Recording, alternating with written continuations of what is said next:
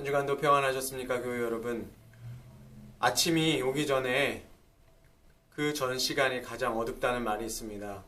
이제 코로나가 거의 끝나갈 것 같이 보이기 때문에 아마 지금 이렇게 어려운 시간들이 있는 것 같습니다. 주님께서 보호해 주시고 여러분을 인도해 주시기를 기도합니다. 오늘 요한복음 1장의 말씀은 세례 요한에 관한 말씀입니다. 1장 9절에 참빛 곧 세상에 와서 각 사람에게 비추는 빛이 있었으니 그가 세상에 계셨으며 세상은 그로 말미암아 지은 바 되었으되 세상이 그를 알지 못하였고, 참 빛이 되신 예수님께서 이 땅에 오셨을 때 사람들이 그를 알지 못하였다고 합니다. 그 빛을 깨닫지 못했다고 성경이 말하고 있습니다. 그리고 나서 그 빛을 증언하는 자로서 세례 요한이 나타남을 볼 수 있습니다. 예수님이 처음 이 땅에 오셨을 때도 그분이 참 빛이었고 참 생명이었지만 사람들이 예수 그리스도를 알아보지 못했습니다. 그래서 그 주님을 증언하는 자로 세례 요한이 부르심을 받은 것입니다. 지금 이제 우리가 예수님의 다시 오심을 기다리면서 우리 예수 그리스도를 아는 자에게 주어진 사명이 마치 세례 요한의 삶과 그의 증언을 하는 그의 증언하는 삶을 우리가 살아야 된다는 것을 볼 수 있습니다. 바로 예수님의 다시 오심을 우리 기다리는 이 대림절을 보내면서 바로 세례 요한의 삶을 우리가 닮기를 소망해 봅니다. 세례 요한은 그 주님의 다시 오심을 준비하기 위해서 광야에서 그가 살았습니다. 말라기 4장 4절과 또 루가복음 1장 16절에는 바로 세례 요한이 어떤 삶을 살게 될 것인지에 관해서 기록하고 있습니다. 그가 성령의 충만을 받아 이스라엘 자손들 곧 그들의 하나님께로 많이 돌아오게 하겠습니다. 그가 또 엘리사의 심령과 능력으로 주 앞에 먼저 와서 아버지의 마음을 자식에게 거스리는 자를 의인의 슬기에 돌아오게 하고 주를 위하여 세운 백성들을 준비하리라. 루가복음에서는 이렇게 기록하고 있습니다. 세례 요한이 그 하나님의 그 마음을 잃어버린 하나님을 떠난 이스라엘 백성들을 바로 하나님께 돌아오게 하는 그 일을 하게 된다는 것을 말씀하고 있습니다. 말라기에서 예언했던 바로 그 역할을 세례 요한이 그 일을 맡게 되었습니다. 그래서 세례 요한이 바로 광야에서 정말 메뚜기와 그 석청을 먹으며 바로 주님 오시는 길을 예비하며 그가 세례를 베풀었고 하나님 나라가 오니 회개하라라는 선포를 하게 됩니다. 세례 요한이 메뚜기와 그 석청을 먹고 광야에서 살았던 것은 마치 이스라엘 백성들이 40년 동안 그 광야에서 그 만나와 메추라기를 먹었던 그 삶을 생각하게 합니다. 세례 요한이 이스라엘 백성들과 같이 정말 하나님만을 의지하는 그 삶을 광야에서 살았던 것을 보게 됩니다. 정말 메뚜기와 석청은 그 자연에서 나는 것 아니겠습니까? 정말 그것이 떨어지면 살 수 없는 거고 하나님이 그것을 공급해 주시면 그것으로 먹고 그 광야의 삶을 살았던 것이죠. 하나님만을 전적으로 의지했던 그 삶을 살았던 자가 바로 세례 요한인 것을 보게 됩니다. 세례 요한이 예수님의 그 다시 오심, 그리스도의 다시 오심을 준비하면서 그가 자신이 바로 그리스도에 비하면 정말 그분의 그 신발끈을 풀기조차 합당하지 않은 자라고 그가 고백하고 있습니다. 세례 요한은 그 당시 어떤 그 랍비를 따르는 그 제자들도 그 스승의 신발끈을 푸는 일은 하지 않았습니다. 왜냐하면 그것은 바로 그 종과 노예들이 하는 일이었기 때문에 그 일만큼은 아무리 그 제자라고 한다고 하더라도 그 일을 하지 않았지만 바로 세례 요한은 바로 그리스도에 비하면 자기는 그 신발을 끈을 풀 사람도 아니고 또 마태복음에는 신발을 들고 들 그런 자격도 되지 않는다라고 얘기하고 있습니다. 바로 세례 요한이 그렇게 그 광야에서 정말 주님 오심을 예비하면서 그렇게 겸손히 그 예수 그리스도의 오심을 준비했던 사람인 것을 봅니다. 세례 요한에게 그 예루살렘의 제사장들과 레위인들이 요한에게 사람을 보내어서 그가 누구인지 알아내려고 하고 있습니다. 그러나 세례 요한은 자기가 그 사람들이 자기에게 와서 그 회개하고 세례를 받지만 그 자신은 아무것도 아니라는 것을 그가 고백합니다. 사람들이 요한에게 묻습니다. 내가 엘리야냐? 아니라. 그가 또 대답합니다. 내가 그 선지자냐? 대답하되 아니라. 이렇게 얘기하고 있습니다. 그 엘리야는 바로 구약에 대표하는 가장 능력이 많은 바로 그 선지자 중에 한 사람이었습니다. 바로 하나님께서 그 불병거로 데려간 바로 그 엘리야가 오면 그 아버지의 마음을 돌이키는 그 역할을 하겠다고 말라기에서 얘기했는데 바로 그 자가 엘리야로 온 자가 바로 당신이냐 물었을 때 세례 요한은 그가 아니라고 대답합니다. 세례 요한은 바로 그 역할을 했지만 본인이 엘리야라고는 얘기하지 않았습니다. 엘리야가 해야 될 그 기능, 그 메시지를 전하고 있지만 본인이 엘리야라는 것에 대해서는 부정하고 있습니다. 그리고 그 사람들이 다시 그 선지자냐고 세례 요한에게 묻습니다. 그 선지자라고 얘기하는 것은 신명기 18장 15절에 하나님께서 약속하신 바로 그 선지자를 얘기합니다. 이스라엘 백성들이 하나님의 음성을 듣는 것을 두려워하기 때문에 하나님께서 모세를 통해서 이렇게 말씀하셨습니다. 너와 같은 선지자 하나를 그들을 위하여 일으키고 내 말을 그 입에 두리니 내가 그에게 명령한 것을 그 무리에게 다 말하리라.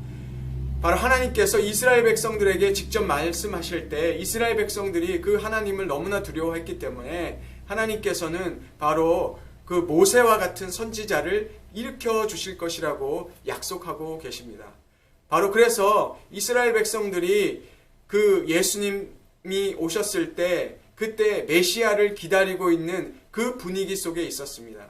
바로 하나님께서 신명기 이 18장에서 말씀하셨던 바로 그 선지자가 당신이냐라고 세례 요한에게 물었던 것입니다. 세례 요한은 그 선지자가 아니라고 얘기하고 있습니다. 바로 그 선지자는 누굽니까? 그 선지자는 바로 그리스도 예수이십니다.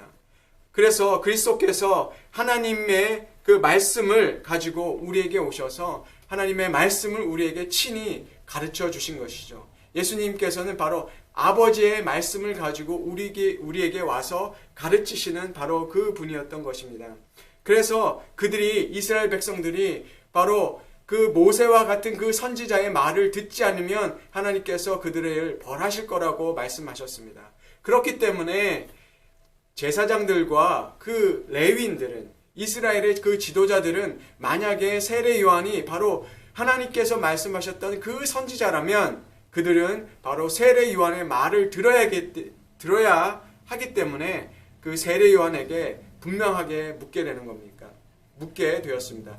당신이 바로 그 선지자, 하나님께서 말씀하신 바로 그 선지자이냐라고 묻고 있는 것입니다.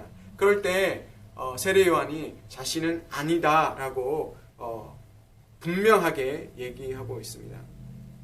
그러면 당신이 누구냐라고 얘기했을 때 세례 요한은 바로 이사야 선지자의 그 말씀과 같이 광야에서 외치는 자의 소리라라고 얘기하고 있습니다. 주의 길을 곱게 하기 위해서 광야에서 외치는 자의 그 소리로 바로 산 사람이 바로 세례 요한이었습니다. 이 길을 예비하기 위해서 바로 세례 요한은 그 광야에서 정말 주님이 공급하시는 것만을 가지고 그 외로운 광야에서 그 삶을 살아갔던 것입니다. 여러분, 우리가 그 세례 요한의 그 삶을 우리가 따라가는 그 광야의 소리로 우리를 부르신 것을 또한 깨닫게 됩니다. 여러분, 광야가 어디일까요? 여러분, 우리가 21세기를 살아가며 다시 오실 주님을 기다리는 우리가 광야에서 외치는 자의 그 소리와 같은 삶은 어떤 삶일까요? 저는 이 광야가 바로 그 세례 요한과 같이 하나님만을 의지할 수밖에 없는 그곳이 바로 광야의 삶이고, 또 하나님이 없이는 살 수 없는 그곳이 바로 광야이고, 또 주님이 주신 그 소명이 없이는 이겨낼 수 없는, 그 광야의 삶을 이겨낼 수 없는 그 삶이라고 저는 생각합니다. 주님만을 의지하고 또 주님의 그 소명이 있는 그곳이 우리의 광야라고 생각합니다.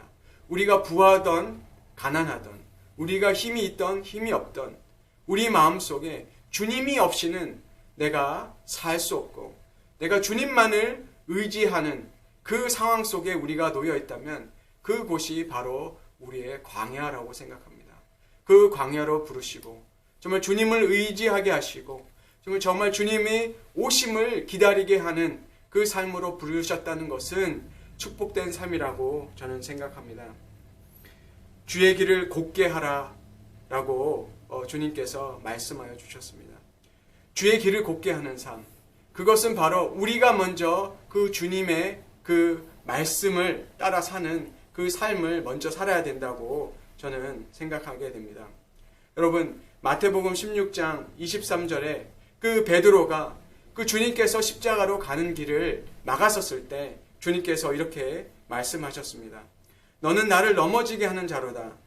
내가 하나님의 일을 생각하지 않고 도리어 사람의 일을 생각하는도다 라고 말씀하여 주셨습니다. 바로 베드로가 주를 그리스도라고 고백했지만 그가 정말 사람의 일, 정말 예수 그리스도를 통해서 본인이 이 땅의 삶의 것, 이 땅의 생명을, 정말 이 땅의 부와 명예와 힘을 구했을 때는 하나님께서 그의 삶이 바로 예수 그리스도의 길을 막는, 예수 그리스도를 넘어지게 하는 그런 자라고 주님께서 단호하게 말씀하신 것을 보게 됩니다. 우리가 세례 요한의 삶을 따라간다는 삶은 바로 우리가 이 주님께서 말씀하시는 것처럼 우리가 하나님의 일을 구하고 살아갈 때 우리는 바로 그 주의 길을 곧게 하는 것입니다. 우리가 다른 사람들을 위해서 그들의 잘못된 길을, 그들을 돌이키는 일을 해야 되겠지만 마치 그 세례 요한이 받은 소명처럼 정말 삐뚤어진 자식의 마음을 아버지께로 다시 돌이키는 그 일을 우리가 해야 되지만, 우리가 그 일을 하기에 앞서 우리 마음이 먼저 정말 주님의 길을 막고 있는, 주님을 정말 넘어지게 하는 그런 자의 삶을 살고 있지 않는가 돌이켜 보게 됩니다. 예수님께서 제 목숨을 구하고자 하면 잃을 것이요 누구든지 나를 위하여 제 목숨을 잃으면 찾으리라 주님께서 말씀해 주셨습니다.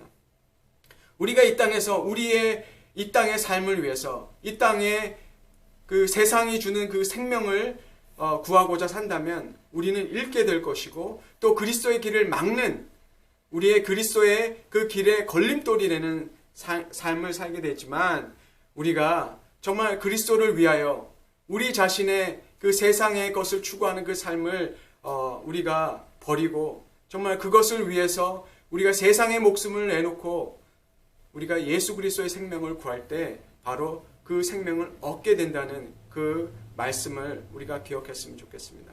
그럴 때 우리는 바로 예수 그리스도의 그 길을 예비하는 삶, 그리고 그 아버지의 마음을 떠난 사람들을 아버지께로 다시 돌이키게 하는 그 삶을 살게 될 것을 저는 확신합니다. 이사야서 40장의 그 말씀처럼 그 광야에 외치는 자의 소리가 외쳐야 될 것이 있었습니다. 무엇을 외칠까요? 라고 했을 때 바로 꽃은 마르고 풀은 시드나 주의 말씀은 영원히 거하리라는 그 말씀을 전하라고 그 광야에 외치는 자의 소리에게 주어진 사명이 바로 그것이었습니다. 정말 하나님의 그 기운이 그 꽃과 풀들 위에 임할 때 그들이 시들어버리고 마르게 될 것이라고 얘기하고 있습니다.